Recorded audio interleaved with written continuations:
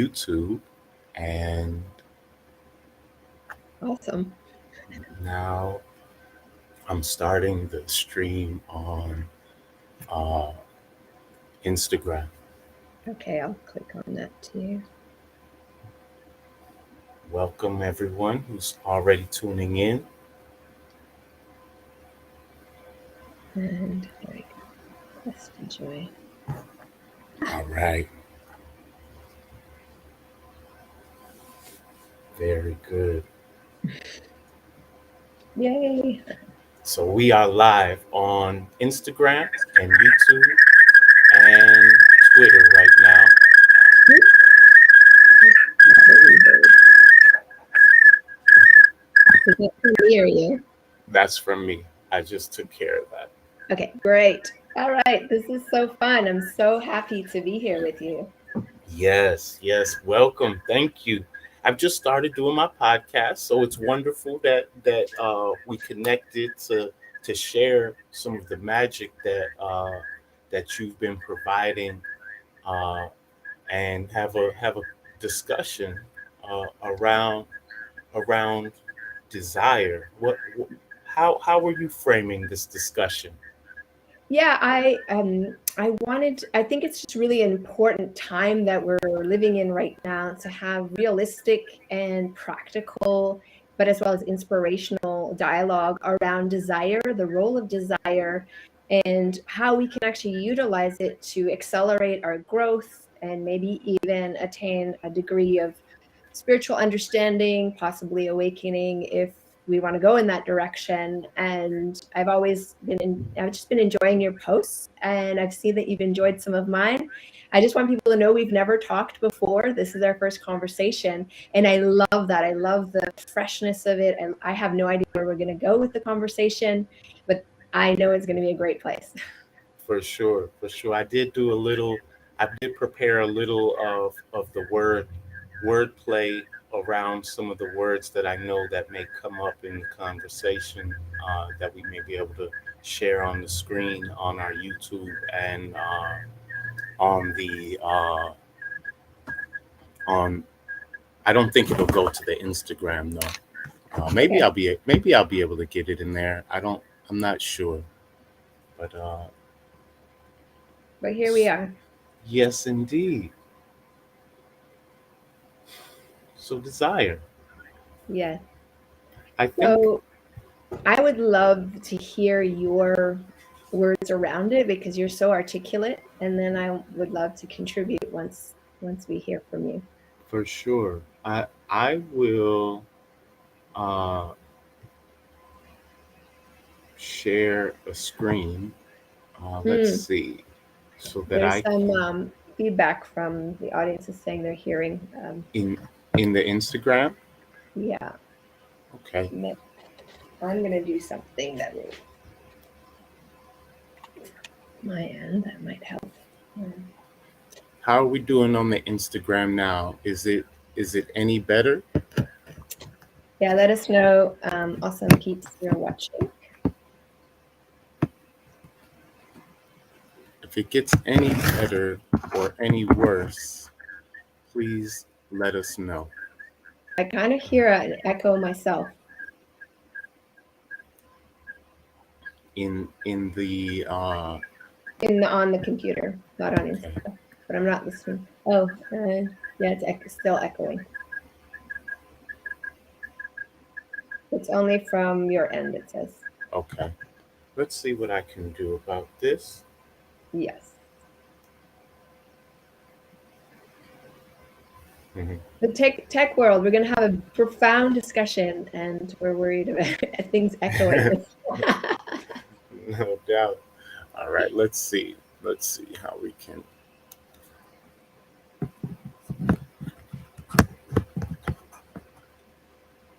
Sounds like a cricket still echoing. All right, what I'm gonna do? I think we might have to start this Instagram again. Okay, I'll Uh, jump off. all right, cool.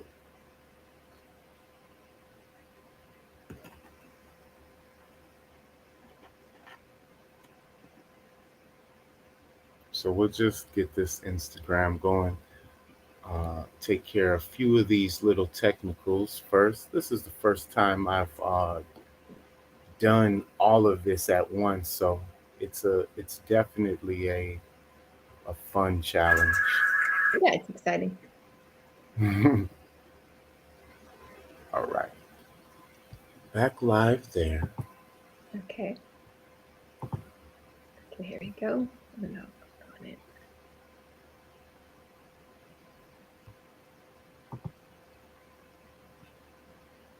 All right, let's see. What word will we starting with? Desire. Where is desire?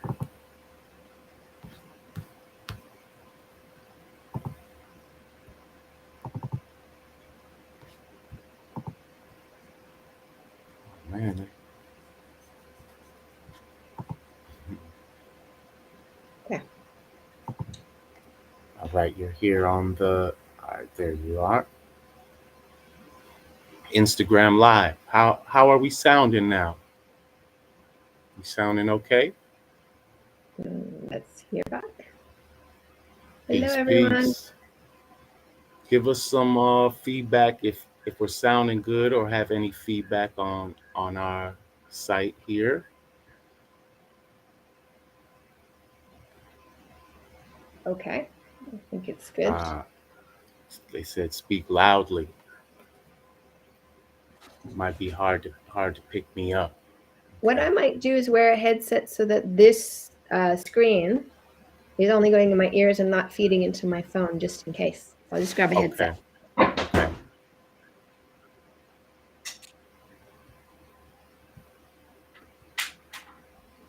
Hmm. Okay, just a moment.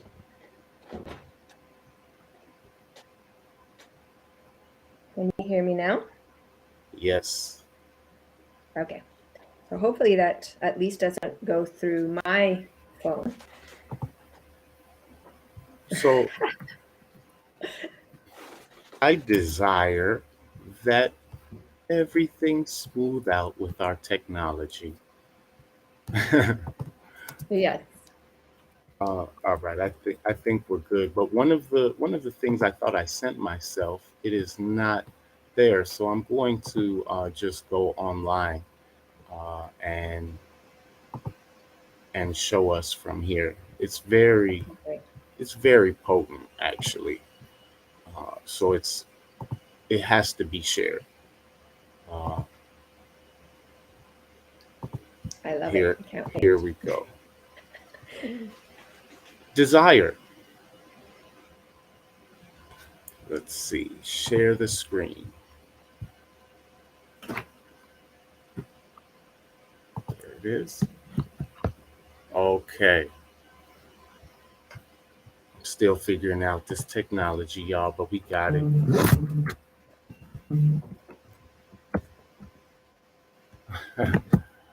Hold on. So, desire.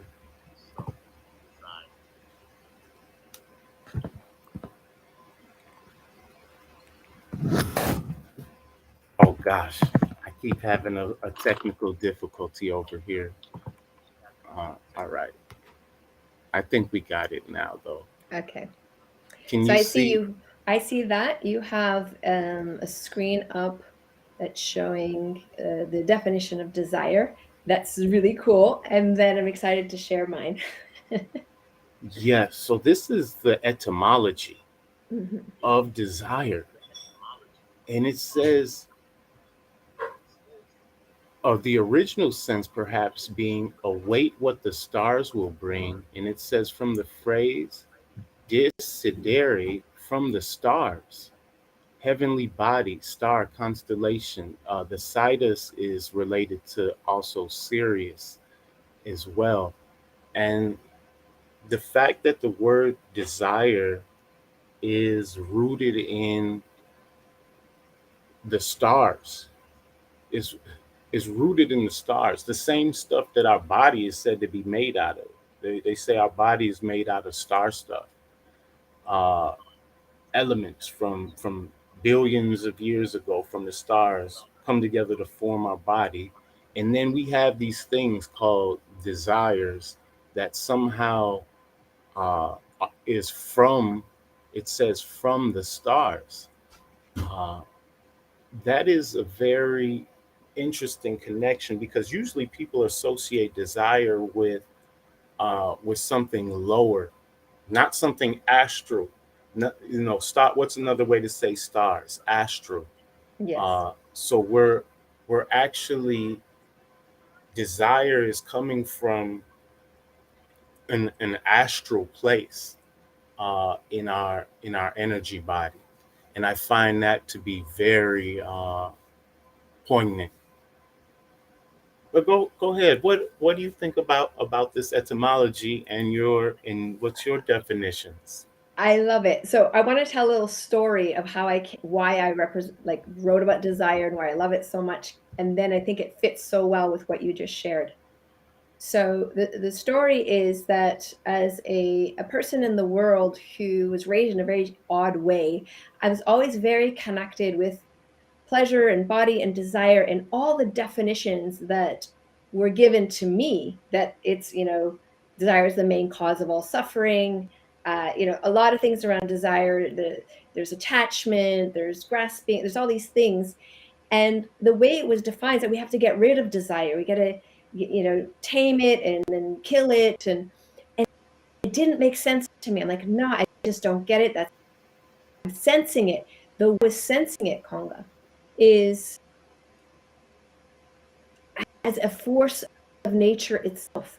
And meditate on, I'm like, oh wow, for nothing to become something, there needs to be desire. There needs to be that spark, that initial, like, boom, because nothing will stay nothing unless there's that moment, and then nothing can become something. And I thought, then that means desire is not only essential, it's evolutionary, meaning our desires actually do evolve. So what we desired 50 years ago, 100 years ago, 10,000 years ago, that's evolving.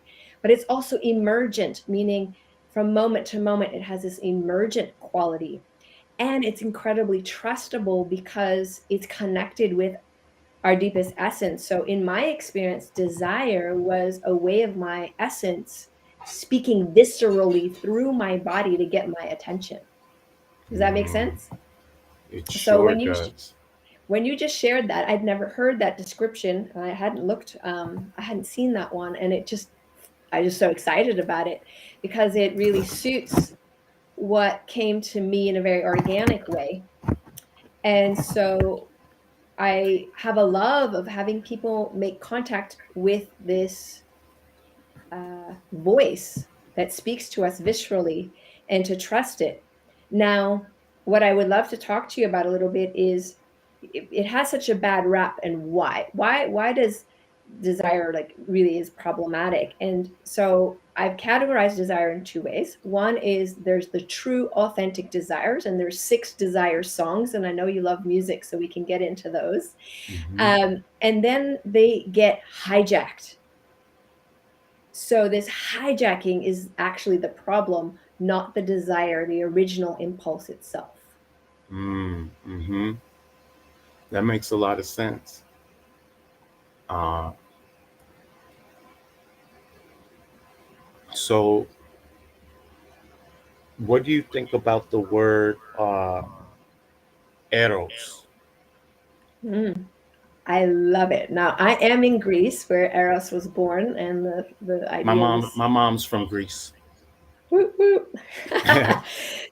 I have ancient ancestors that are from this particular area. So Eros, the way the modern Greeks actually use it, they use it a lot. So if they go to say a music concert, and the music moves them where they feel really lit up, and they're just like, their hearts are open, their bodies are on fire, and they're just really enjoying the music. They're like, this music makes me so full of eros. So they use it in a different way than we use it. The average English speaking person uses it. And so it's funny you ask about that, because I literally come to Greece in order to contemplate eros, which for me is um, it's again one of those visceral connections to life itself, and it's very informative, it's very enlivening. It doesn't care for our moralistic ideals and boxes. So I've been contemplating Eros as well for quite some time. So I love that you brought that up, and that So it's a very important part of my conversation. yeah. So Eros is off, like the way I look at Eros is like our will or our lust for life. Uh, Whereas Thanatos, that's like the urge for death. Uh, Mm-mm. and the when we talk about a lust for life, once again that word is often uh, the lust contained similar to desire. Uh, it's looked on Yes. as bad and wrong. But why do we see illustrate? Why do we say see lust and illustrate? And it's And yes. to light up, shed light on. And that's what stars do. They shed light on things as well. Our desires are shedding light on things. Our lusts are shedding light on what is hidden within us. And so Eros to me is a very uh, important uh, essence in our life. It's our life urge. It's the our desires and the lust and the luster of life is our life urge. And if we are here, if we've chose to be alive, then obviously that is part of our purpose to desire and to create. That may be the only purpose of the mind, is to use as a tool to manifest what we desire. Yeah, that's beautiful. I so I was referring to those six desire songs, and the lust for life fits under the desire, it's called for thriving, to thrive. And this is especially essential in times when we might be immersed in apathy or feeling really like disheartened or shut down or going through something very difficult. Even in the most difficult moments, there's this calling, there's this visceral pull to be alive and to thrive and to keep going, even though it's very, very difficult. So I love that you brought in uh, luster, eros, and it's really important to have these conversations where we reclaim these words, because for me, a switched on person is a person who's connected to all time and space, who's having a direct relationship with life itself, and who can contribute creative, innovative ideas because they're actually switched on. They're not in a state of fight, flight, fear, freeze, or apathy. They're actually lit up from the inside out.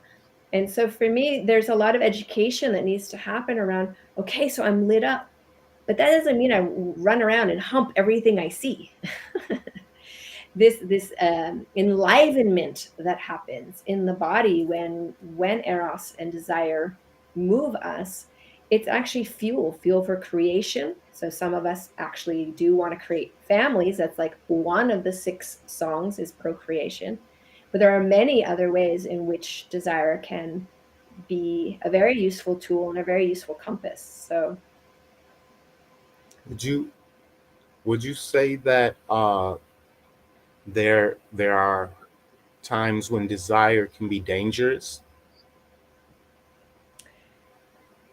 I think if we are dissociated with it and we've allowed, say, a hijacked filter around it to come through, then in that sense, it can have the appearance of dangerous. But I feel there's an intelligence that's outside of the small mind. I actually feel that when we the essence speaks to us through desire, it's because it's the way this person, this being needs to experience life. And sometimes, yes, the things that we're going to move towards, they're edgy, and that can appear dangerous to us, like, oh gosh, I don't want to travel halfway across the world, but we're being called to go. I mean, this early this year, I just knew I had to go to South Africa. I had to get myself in the wilderness. I just knew it. I didn't know why, but I knew it, and I was feeling dead inside. So I went there, and thing after thing happened, and eventually the reason I went there was to just have a solo experience with a wild lion that just blew everything wide open. Mm. And this is not in a zoo, it's not in a reserve, it's like it was a very life-changing experience.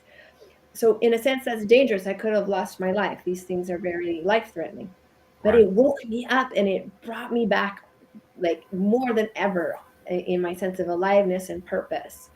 So in that sense, yes, desire can be dangerous because we're going to confront the false illusions and boundaries that we've set up for ourselves, and we may have to even disappoint some people around us. And I don't actually feel that authentic desire has an intent to harm ever, Mm-hmm. and that would be a hijacked desire. So it's actually a very important learning to start attuning oneself to, what is it that I would love? That's the question I actually ask with desire. I bring it back to the heart fire. What is it that I would love? What is it? I know this is difficult right now. I get all this stuff, but what would I love out of this experience? And that actually helps bring us back to the true frequency of the authentic desire versus the agenda that hijacked desires can have. Mm-hmm.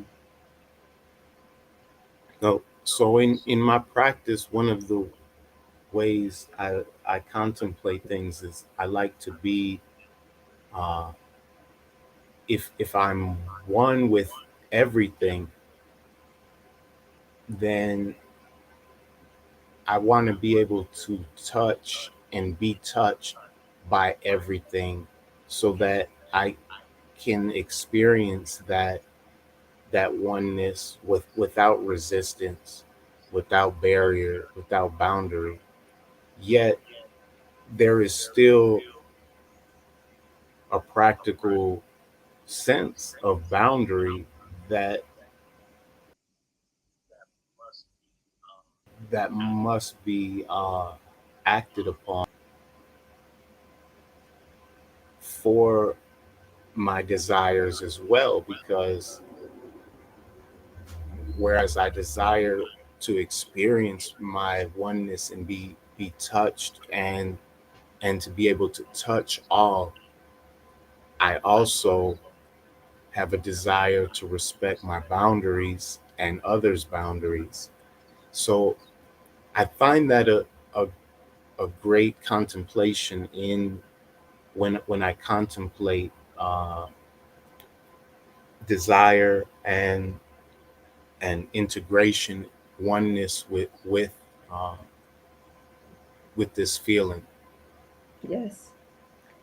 It's a beautiful one too because it can bring both stillness and enlivenment simultaneously. It's like pure bliss ecstasy with complete emptiness at the same time. And what's really wonderful about this in a very practical way, let's like bring it to that, is once we can learn that desire is trustable and to discern the difference between when it's being hijacked. And what I mean by that is if you look at love, desire to be loved is a very strong one. These are very organic, natural callings. Like, I want to be loved, I want to express love. It gets hijacked, and I don't know about you, but a lot of the women that I coach, and myself included, my a younger version of myself, would make these lists of what love should look like. Yeah. 6'4" and like all these different descriptors of love, instead of Hmm. actually just understanding. I just want to be thoroughly met in what that is. Yeah. And that's how love, the true desire of love, gets hijacked. it's these social mandates or ideals around love that then get imposed and kind of grasp onto this pure energy. So it's actually a very important thing to contemplate. And I also feel what's really interesting, the fulfillment of desire can happen right now. So the very thing that we ache for isn't something far away. We Hmm. can actually step into completely the felt state in this current moment of what it would be like to completely be in the thing that we desire.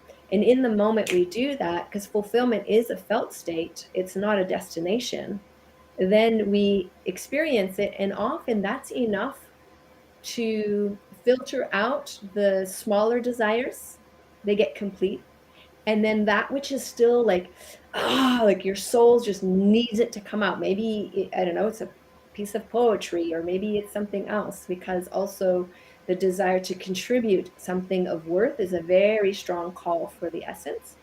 So in that way, we can filter that out with this very basic daily practice of sitting with, what is it that I would love? Can I step into what it would feel like to really have this thing, whatever it might be, experience the felt state of it, and then come out and go, that's complete, or come out and go, wow, I'm moving one step closer into expressing that even more fully into my life. Hmm. So, do how much do our thoughts support us, and how much do they deter us from uh, really coming into fulfillment and contact with our desires and our dreams and wishes? So how much do our thoughts support, and how much do they deter? Yeah. Hmm. Well, first of all, the way Or that in I what ways? Yeah. Yeah, I think there is a harnessing of the mind and the thought for sure, but it's important to distinguish that desire it speaks in a very primal way. It's a visceral experience. For some people, they'll feel it as an ache or a longing, and it moves into different areas of the body. So I've known men and women who want to create family feel that longing far more in the genital area, often, like it's a primal like feeling in this area. Other times they'll feel it around in the chest, sometimes it's other areas of the body. So it's actually really important to sit with that sensation and not resist it and just be with it. um, and then we have to have a look at how has my conditioning made me look at these sensations. So that's where thought would then interfere with the true desire coming forward, because there's a whole filtration system of this is bad, wrong, this, that, or I need all of these conditions before I can possibly this or that. Hmm. So, in that sense, it's a lot of monkey chatter. So, when that's happening for me, I'm like, fine, but what is it that I would love? I keep coming back to that question Hmm. because it seems to burn away the dross and allow for the lucid thinking, the one that actually lubricates creation, because we do need to use our thoughts a little Hmm. bit, right? So we're using them right now to communicate. So to create something, I need to tell you, wow, I'm dreaming into this idea, and you're like, really, I had the same kind of dream, and what? How can we meet this together or co-create something together? And that can be contribution, it could be thriving, it could be rapture. This is another one of the six desires, the desire to know the divine completely, and how that can take us in a way. So thoughts can support, if they're the kind of thoughts that encourage, I think, both inquiry and then right action. But thoughts can deter when they're kind of saying, well, you need to, these are all the ways you're not complete before you can go for that thing. And I think that kind of thinking is just dross, really, that we can burn away if we choose. Sure.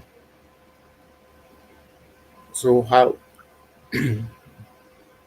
So the body is has a wisdom for us. Is what you're saying? Like how what comes up in the body is probably very reliable Is that what you're? I'm saying that we need to learn to really listen to what the voice and the texture of our true desires feel like. Mm-hmm. And once we do that, and this is a rebuilding of trust, because we've a little bit lost trust in this vehicle, in this temple, in this place in which if we didn't have it, we wouldn't be able to do all the amazing things that we're doing here. Mm-hmm. So there is a deep and profound wisdom, as you know, because when we do certain types of practices or breathing or just being in nature, we're accessing more of those, that primal knowing, um, subtle knowing, energetic knowing that bypasses the tightness or the conditioning of how we hold the body, or like what's okay and not okay, and this thought process. And that's why I wanted to say about both eros and desire is it has doesn't really concern itself with the language of right or wrong.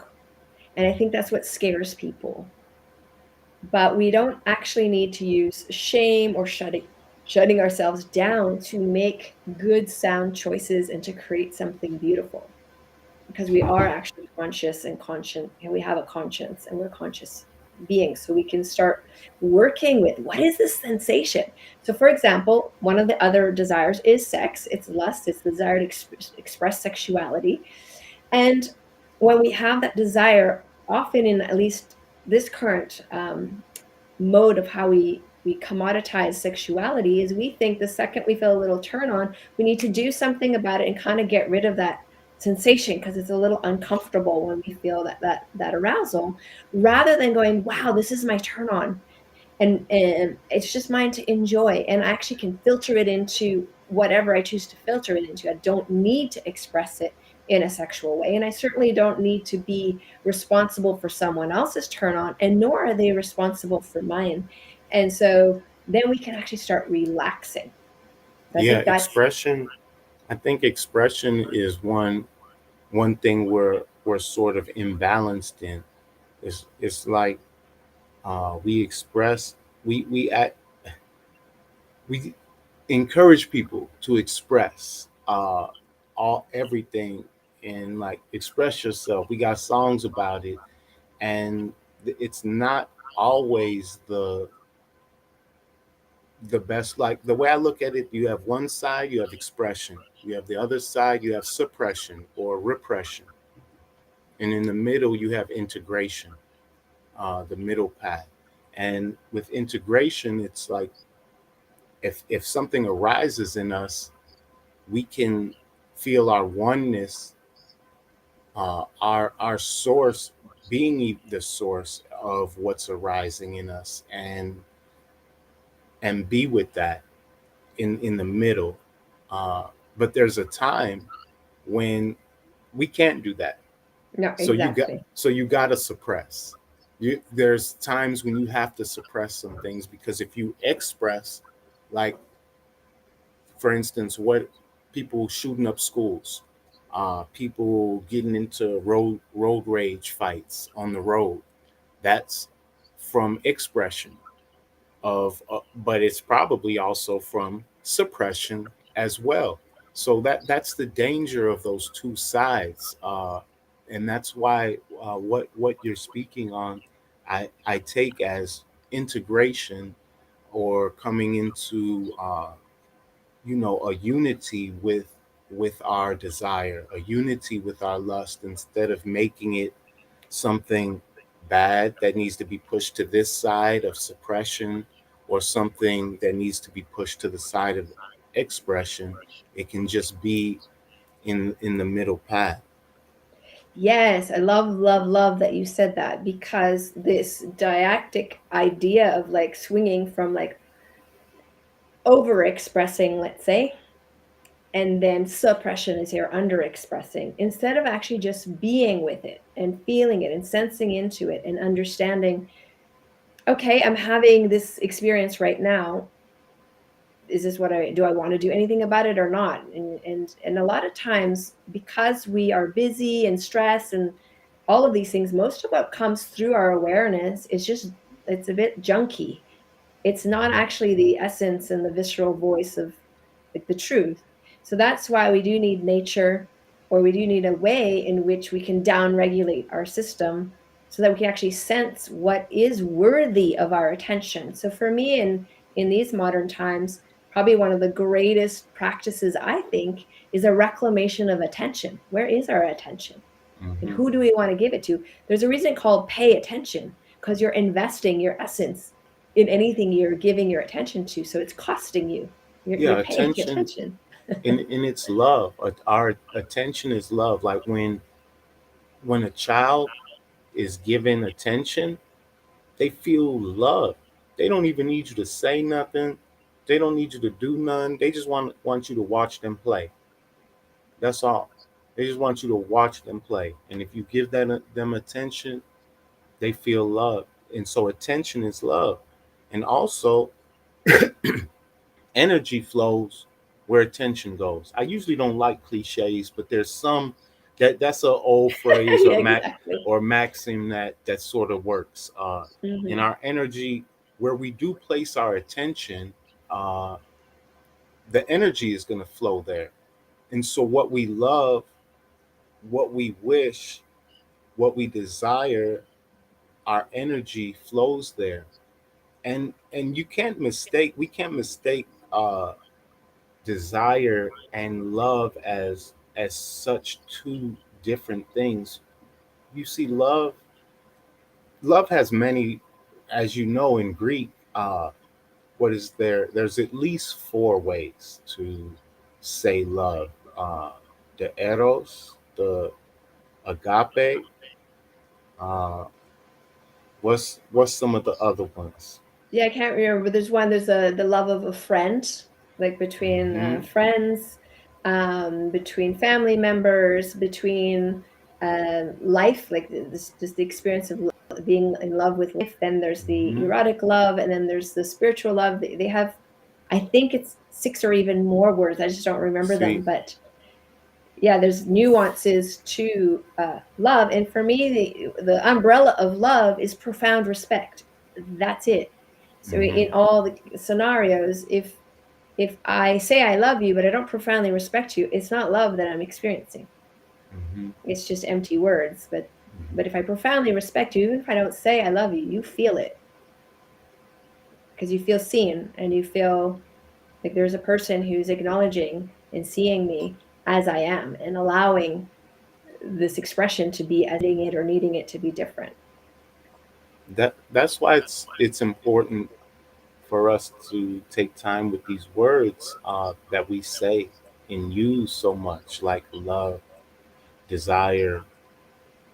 What what do they really mean to us? Because otherwise, we are just rambling off something that has no place.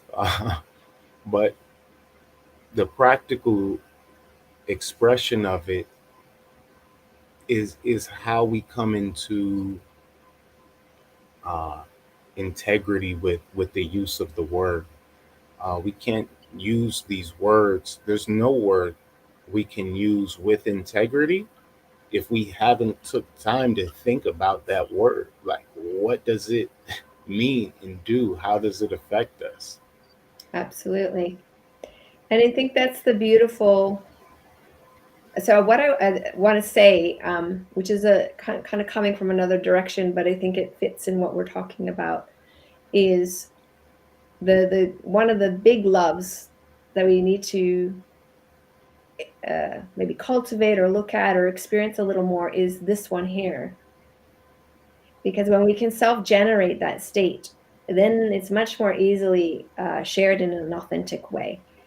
So often I Mhm. have people like, how do you, would you date yourself? And how do you woo yourself? And how do you greet yourself? And are you kind to your body? Are you kind to your Would own you heart and would you mind? want to kick it? Would you want to kick it with that voice in your head that be talking all that negative talk? Would you Exactly, make that your exactly. lover or your friend? You know. Exactly. So that's really important. And then what's quite liberating when we start to enter this possibility, because this is we're just talking possibility. We're not telling anyone how to live. We're just talking possibility, and what's possible is an incredible depth of love and enjoyment and enlivenment from every single moment that we're here. Mhm. That's available right now to everyone. It's free. It doesn't cost anything other than your attention and your willingness to be open to the possibility of it. So, right, because that doesn't mean it's not like what do they call it?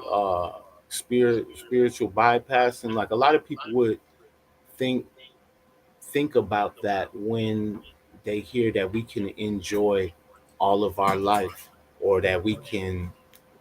Uh, but here's the thing: sad. Do I enjoy when I'm sad? Yeah, I enjoy it. I enjoy the feeling of feeling something about what has occurred. Do I enjoy when I'm angry? Yeah, I enjoy knowing that I'm alive, and I can respond to things that don't please me. Uh, I'm not going to hang around in those spots for long, because I don't enjoy hanging out in those spots for long, and I've seen the results of hanging in those spots. But I will enjoy it while I'm there. Yes. And that's the beauty. I think being a human being is messy. It's just messy. And Mhm. there are a lot of things that we're never going to clean up perfectly. But as you said, if we can give ourselves permission to really be fully there in the moment and feel whatever it is that's arising, on a physiological level, it actually shortens the lifespan of that emotion when you fully let yourself feel it. It's like it peters out. It has only a certain. It's when we avoid feeling that it kind of lingers and infects everything. So Right. the ability to be like a child. I mean, children, you see it. They're like really happy, really sad, very angry, back to happy. And they're just it's moving through. It's an energetic that moves through.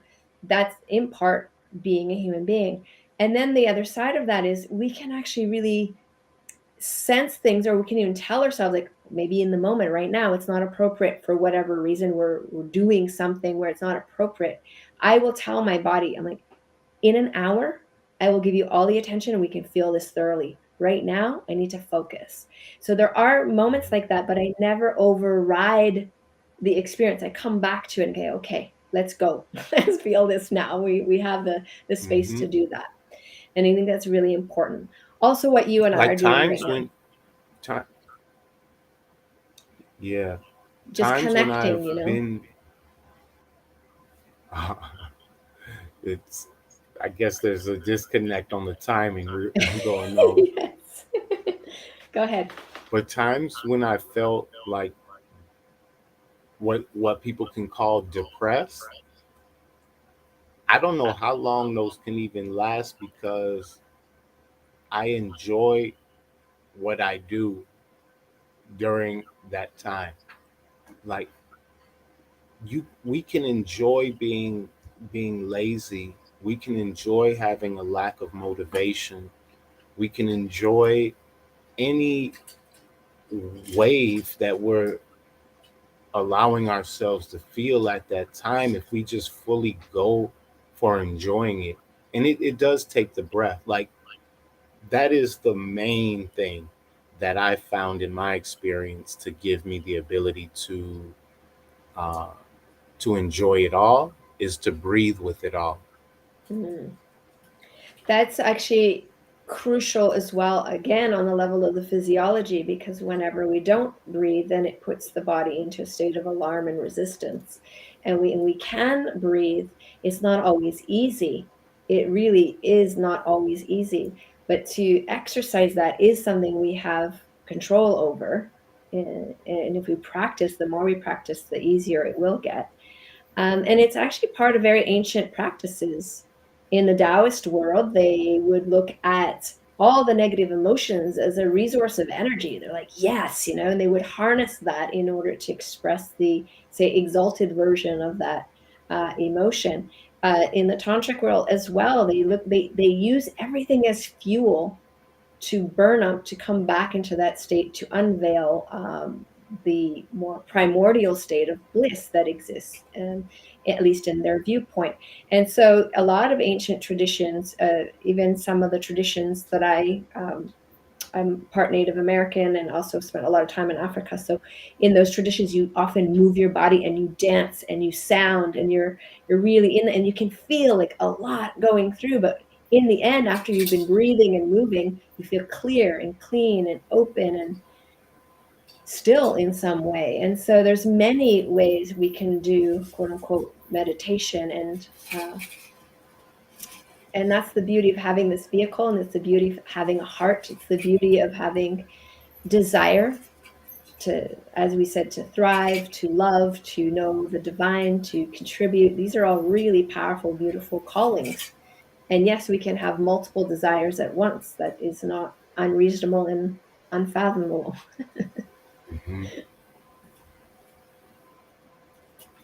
So, in my experience, the elements of nature really help me uh, get clear with my desires, uh, like spending time with the stream or the river or lake or with fire.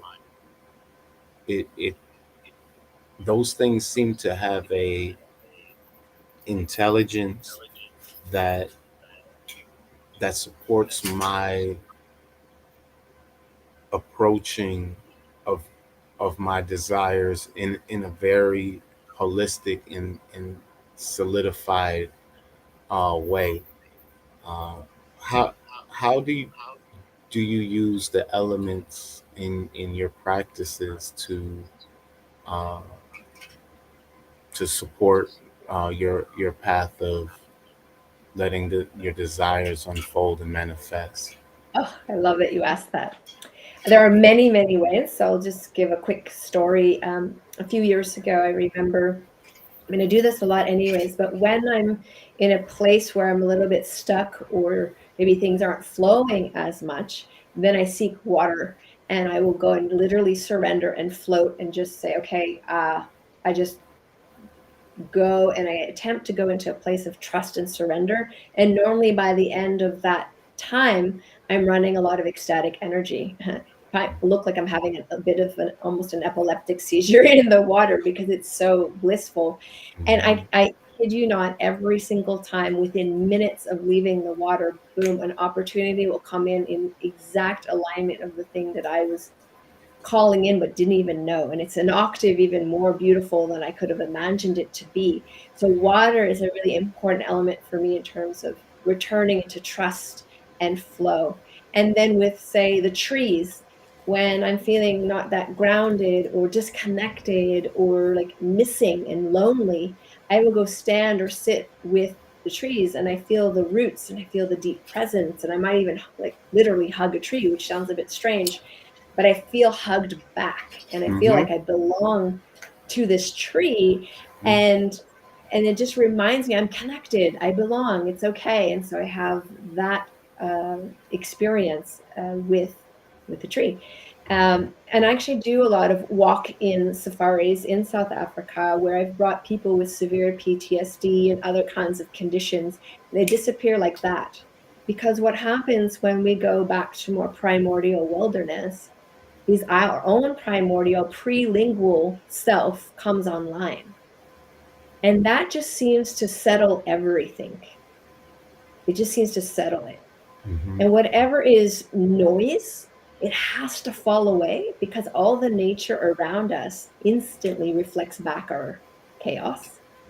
And so it's an incredible learning because we actually would love to have more animals come and be with us. They do not feel attracted to a chaotic psychic space. So Hmm. as that all falls away and you become silent, these magical, beautiful beings, whether it's a giraffe or whatever it might be, elephant, they come, and they come quite close actually, and they treat us like we're part of the family. They're not really alarmed by our presence, and that is makes a massive imprint on a domesticated human that's lived the majority of its life away from nature. So yeah.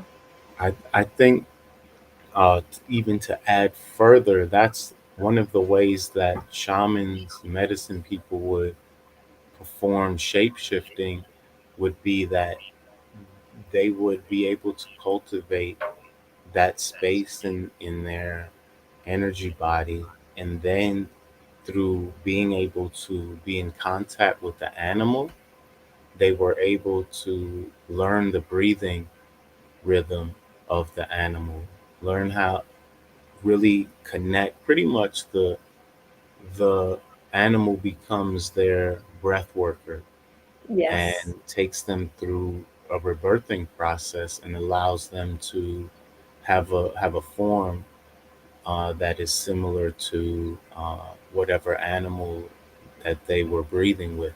But that's a very deep esoteric contemplation.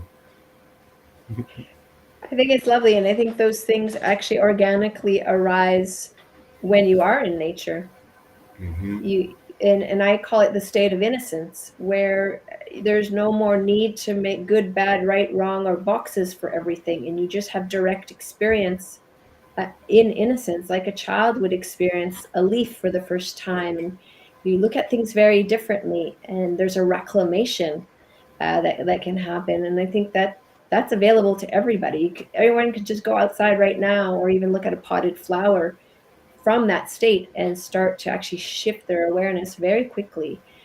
So these aren't foreign things, although they do sound a bit out there. Yeah, Um, they are part of how we used to live, deeply connected to all things. yeah, It's been really amazing to connect with you. I'm very touched and touched yeah, by your heart and your presence and your wisdom. yeah. And I see that there's a lot of comments. So I feel like the community's responding. I don't not sure Yeah, if I'm able to read them all, but it's been very lovely.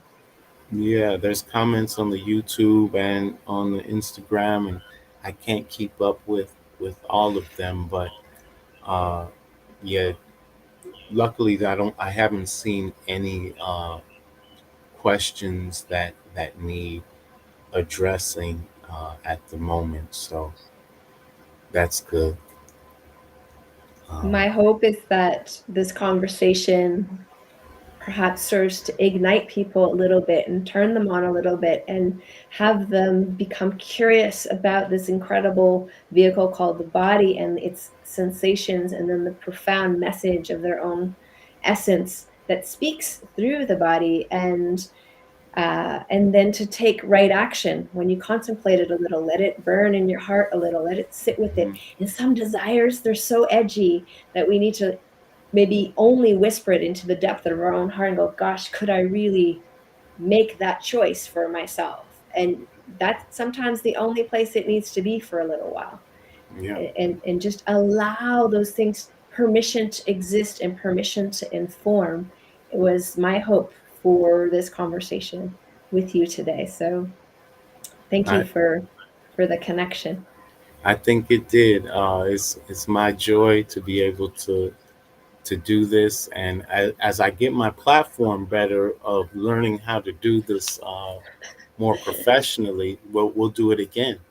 Okay, perfect. It would be fantastic. And I'd really love to know if there was something today that, I mean, we might see it in the comments, but that people wanted to hear a little bit more, um, a direction that perhaps we went in slightly and then not enough. And yeah, I would just love to know that. So, Yeah, for sure. I'm scrolling through now, seeing if there's anything that might have been wanting to get addressed. I do have a question section, but it's not really related to it.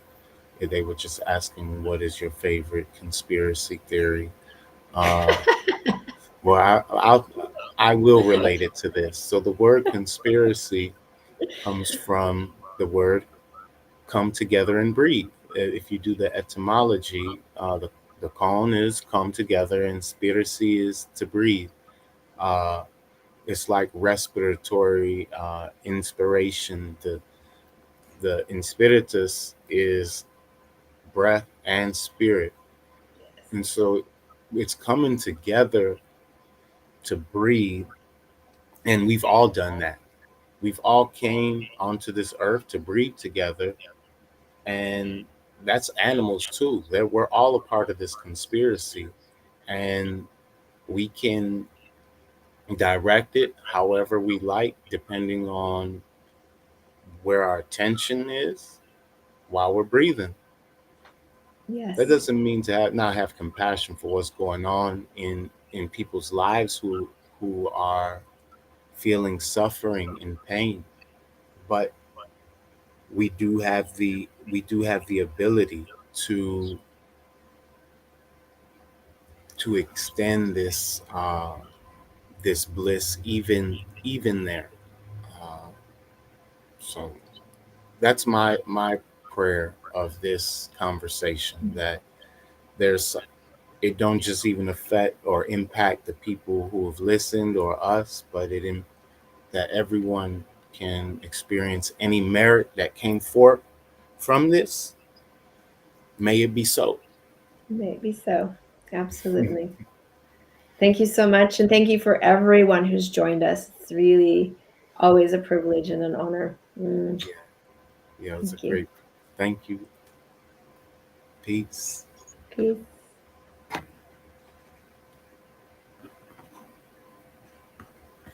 Yeah,